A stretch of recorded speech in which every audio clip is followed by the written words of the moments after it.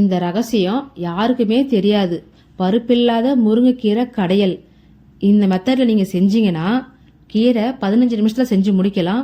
சீக்கிரம் கெட்டு போவாதுங்க. கிராமத்தில் இன்னமும் இந்த மெத்தடு தான் ஃபாலோ பண்ணுறாங்க. வாங்க எப்படி செய்யலாம்னு நான் சொல்கிறேன். மண் சட்டியில் கொஞ்சமாக தண்ணி எடுத்துக்குங்க. அதில் கொஞ்சம் சீரகம், கொஞ்சம் மிளகு. உங்களுக்கு அளவு வேணும்னா ஒரு 2 பேருக்கு நான் சொல்கிறேன்.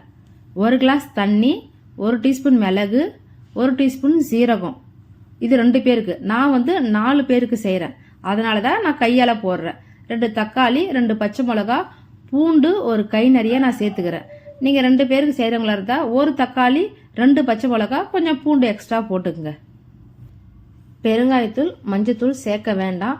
பருப்பு நம்ம போடலை, அதனால் பெருங்காயத்தூள் வேண்டாம். மஞ்சத்தூள் சேர்த்திங்கன்னா நிறம் மாறி போயிடும், அதனால் அது வேண்டாம். மிளகு சீரகம் நான் ஏன் சேர்க்குறேன்னா, கீரை பொதுவாகவே மந்தத்தன்மை உடையது, செரிக்காது. அந்த செரிமான கோளாறை சரி செய்ய தான் இந்த மிளகு சீரகமும். இதை நல்லா ஒரு 10 நிமிஷம் வேக விடுங்க. அதுக்குள்ள ஒரு சின்ன டிப்ஸ் சொல்கிறேன். நீங்கள் முருங்கைக்கீரையை பறிச்சுட்டு வந்தீங்கன்னா அதில் பழுப்பு இலை நிறையா இருக்கும். அதை தூக்கி கீரை போடாதீங்க, அதை சேர்த்தே சமைங்க. ஏன்னா அந்த பழுத்து இலையில வாய்வை போக்கக்கூடிய தன்மை இருக்குது. அதனால தான் அதை சேர்த்து சமைங்க நான் சொன்னேன். அது மாதிரி கீரையை பறிச்சுட்டு உருவிட்டு அதை தண்ணியில் போட்டு அலசாதீங்க. கீரையில் எப்பயுமே தண்ணி பட்டுதுன்னா கீரை மறுத்து போயிடும்.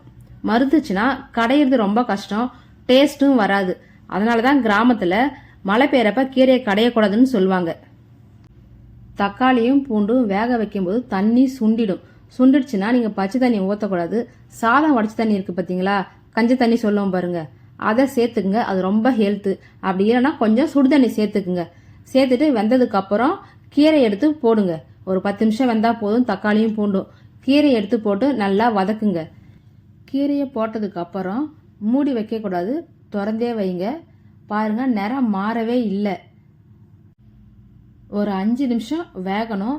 அது வெந்திருச்சா இல்லையா பார்க்கணுன்னா கீரையை கையில் எடுத்து நல்லா மசிச்சு பாருங்க. அது மசிஞ்சிடும். மசிஞ்சதுனாலே வெந்துருச்சுன்னு அர்த்தம். அப்படி இல்லைன்னா ஒரு 5 நிமிஷம் வேக விடுங்க. ரொம்ப நாள் வேக விட வேண்டாம். அதை எடுத்து வடிகட்டி ஒரு கல் சட்டி அல்லது பருப்பு கடையில சட்டின்னு சொல்லுவோம், அதில் வச்சு நல்லா கடையுங்க. கடையும் போது தாங்க உப்பு போடணும். உப்பு போட்டு நல்லா மைய கடைங்க. கடைஞ்சிட்டு ஒரு தாளிப்பை கொடுத்துருங்க. தாளிப்பு கொஞ்சம் எண்ணெய் ஊற்றி அதில் கண்டிப்பாக நீங்கள் வடகம் போடுங்க. அதுதாங்க டேஸ்ட்டாகவும் இருக்கும், வாசனை அவ்வளோ நல்லா இருக்குங்க. வடகத்தை மட்டும் போடுங்க, வேறு எதுவுமே நீங்கள் சேர்க்க வேண்டாம். வடகத்தை போட்டு தாளித்து எடுத்துன்னு கீரையில் போட்டு மறுபடியும் ஒரு 2 கடை கடைங்க. கடைஞ்சிட்டு ஒரு பாத்திரத்தில் மாற்றிக்கிங்க. அதுக்கப்புறம் பாருங்கள் கீரை எவ்வளோ டேஸ்ட்டாக இருக்குன்னு.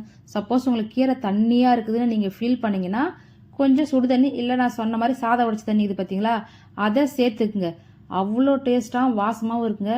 இது தாங்க பருப்பே இல்லாமல் கடையிறது. ஒரு டைம் செய்யுங்க, உங்கள் வீட்டில் எல்லாருமே விரும்பி சாப்பிடுவாங்க. நான் சொன்ன இந்த டிப்ஸ் உங்களுக்கு பிடிச்சிருந்தா என் சேனலில் சப்ஸ்கிரைப் பண்ணுங்கள். உங்கள் ஃப்ரெண்ட் அண்ட் ஃபேமிலிக்கு ஷேர் பண்ணுங்கள். நீங்கள் ஏதாவது சொல்லணும்னா கீழே கமெண்ட்டில் எனக்கு கமெண்ட் பண்ணுங்கள்.